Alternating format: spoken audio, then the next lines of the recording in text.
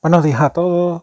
La semana pasada habíamos empezado a ver o a retomar el comentario de texto periodístico. Hoy vamos a profundizar todavía aún más a través de una clase para discernir los puntos en los que tenemos que centrarnos.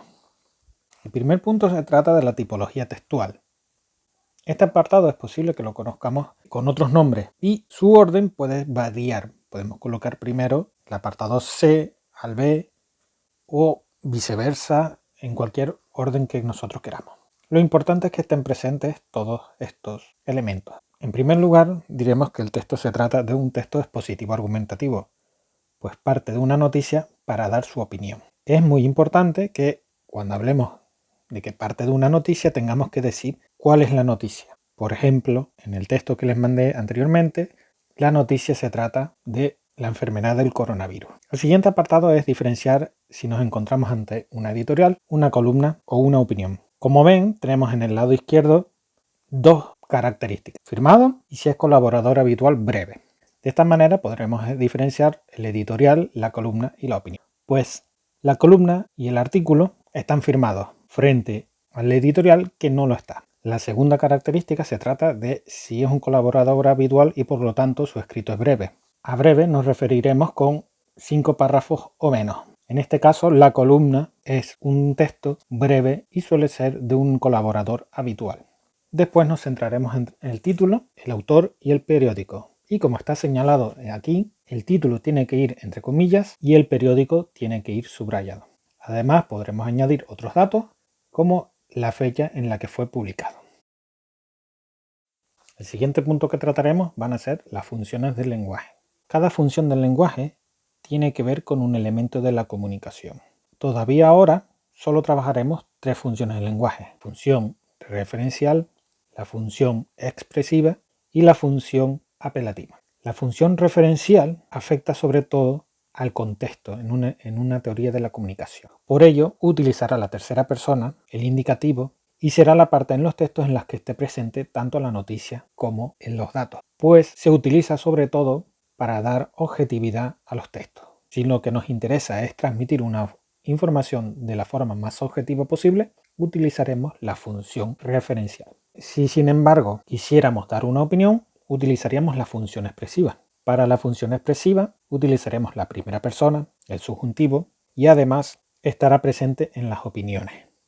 Por último, la función apelativa, que hace referencia al receptor, estará presente siempre que se haga uso de una segunda persona o de una primera persona del plural, pues la primera persona del plural, nosotros, engloba tanto a un tú como a un yo. También estará presente en los imperativos.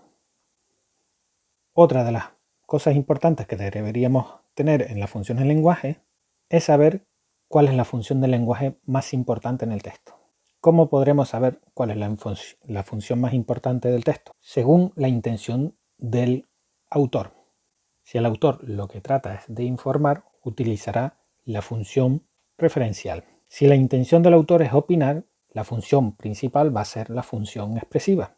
Y por último, si el autor lo que trata es de convencernos, la función principal va a ser la función apelativa. El siguiente paso va a ser el resumen, que lo han tenido que trabajar a lo largo de toda su actividad académica. En este caso, recuerden que se trata del resumen del comentario periodístico. Habrá otros tipos de comentarios que utilicen otra forma de hacer resúmenes, pero este es el que nos interesa a nosotros. En este caso, en un resumen, lo que nos interesa es más lo que no podemos hacer en un resumen. No podemos copiar del texto, es decir, no podemos utilizar las mismas palabras que utiliza el texto. Tampoco podemos parafrasearlo, es decir, cambiar una palabra por otra, ni usar la primera persona, tanto del singular como del plural. No podemos dar tampoco opiniones, ni escribir más de un párrafo. Nuestro resumen se ha de completar en tan solo un párrafo. El cuarto apartado se trata del tema. Muy importante que debemos definir el tema en un sintagma nominal. Por ejemplo, el coronavirus. Aparte de ello, tendremos que hablar de su actualidad e importancia. Aquí debemos reflejar cuánto conocemos de un tema y ser capaces de alegar cuán importante es o cuán actual es un tema. la tesis tiene mucho en común con el tema. Pues es lo que piensa el autor sobre esto. Puede ser, en principio, implícita o explícita. Implícita si se saca sobre el contexto, o explícita si hay una oración en el texto que podamos definir como la opinión de la autora. Aparte de ello, según donde esté situada en un texto, hablaremos de una estructura argumentativa. Es decir, si la tesis se encuentra al principio, hablaremos de una tesis deductiva. Si la tesis está al final, de una inductiva. Y si se encuentra tanto al principio como al final, hablaremos de una estructura encuadrada. Siguiente apartado son los argumentos. Hay un montón de argumentos y Marisol les dio un par de ellos. Yo les voy a comentar también otros y algunos similares. El primer argumento que les señalo es el argumento de autoridad, que se da cuando se menciona a un experto en la materia. No nos vale cuando nos mencionan a una persona cualquiera, tiene que ser un experto en una materia. Siguiente es el argumento de datos, siempre que haya un estudio al respecto de una materia. También tenemos el argumento de hecho, cuando se menciona un hecho histórico. O el de ejemplo, cuando el autor nos quiere ejemplificar de cierta manera un acontecimiento. El argumento de experiencia personal es aquel que se da cuando expresamos sucesos que nos han acaecido a nosotros. Por último, el argumento de analogía o semejanza es cuando hacemos una comparación entre dos elementos similares. Recuerda que no son los únicos argumentos que hay muchísimos más, pero aquí nos centraremos en estos por ser los más sencillos. También tenemos el argumento jurídico cuando se menciona una ley, el argumento de evidencia, el argumento científico, etc. El apartado 7 ha sido uno de los que más les ha costado, yo creo que por la manera en la que fue titulada. Con lo que me refiero a estructura interna es a dividir el texto en una introducción, un planteamiento y una conclusión. Tendremos que decir de dónde a dónde iría cada una de esas partes. Por ejemplo, la estructura interna iría desde el principio hasta la línea 5, por ejemplo. Planteamiento de la línea 5 a la línea 26. Y la conclusión, pues de la línea 26 hasta el final, por ejemplo. En cuanto a la estructura externa, de lo único que nos piden es diferenciar el número de párrafos de los que está compuesto un texto. Aquí lo conveniente sería ver cuánto hay de similitud entre la estructura interna y la estructura externa. ¿A qué me refiero? Así, cada uno de los apartados de la estructura interna se corresponde con un párrafo. Si esto es así, tendremos una similitud entre la estructura interna y la estructura externa. El siguiente apartado fue también el de los que más problemas dio, y son los rasgos lingüísticos. La primera parte de los rasgos lingüísticos son los léxico-semánticos, y aquí tendremos que hablar si encontramos sinónimos, antónimos y el campo semántico. Normalmente el campo semántico tendrá que ver con el tema. Por ejemplo, en el caso del coronavirus es posible que haya un campo semántico sobre la sanidad. En los rasgos morfosintácticos también los dividimos en tres partes. Primero, los rasgos verbales. El primer rasgo verbal que tenemos que definir es cuál es la persona verbal que más se utiliza a lo largo del texto. Esto no significa que tengamos que ir palabra por palabra, sino que miremos por el contexto cuál ha sido la más utilizada, si la primera o la tercera.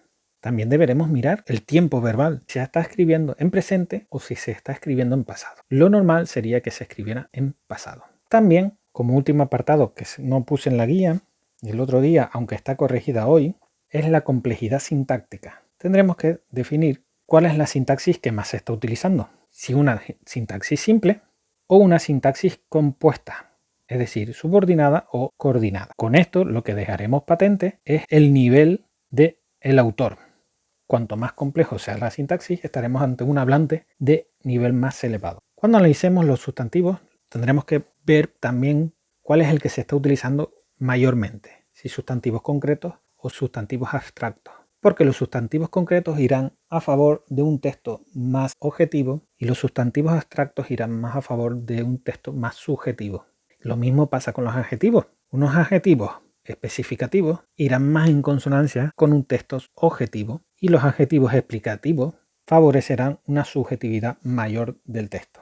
Por último, dentro de los rasgos lingüísticos tendremos los marcadores textuales. Y aquí tenemos los marcadores discursivos, que son los conectores que hemos visto a lo largo de toda nuestra enseñanza. La parte práctica es la parte en la que nosotros tenemos que opinar sobre el texto. ¿Cómo vamos a hacer nuestra opinión en los comentarios de texto? ¿Cómo nos lo organizaba Marisol? Primero haremos una introducción. ¿Esta introducción cómo se hará? Pues a través de un resumen del tema. Empezaremos a crear un resumen donde definamos el tema. Luego tendremos que señalar tres argumentos que utilice el autor para nosotros debatir sobre ello, tanto a favor como puede ir en contra. El primer argumento que utilizaremos es la tesis del autor e iremos a favor o en contra añadiendo un argumento personal, un argumento distinto que tenga que ver con la tesis del autor. Luego añadiremos otros dos argumentos del autor sobre los que tendremos que ir a favor o en contra. Esto se hará, el punto 2, 3 y 4 lo podremos hacer en un párrafo o más según nuestra complejidad. Y por último tendremos que hacer un párrafo de cierre, es decir, un párrafo de conclusión, donde es muy conveniente que utilicemos una interrogación retórica. Y con esto terminaríamos el comentario de texto periodístico. Espero que les haya quedado claro y cualquier duda no duden en comentármelo tanto por comentarios como en el correo del Classroom.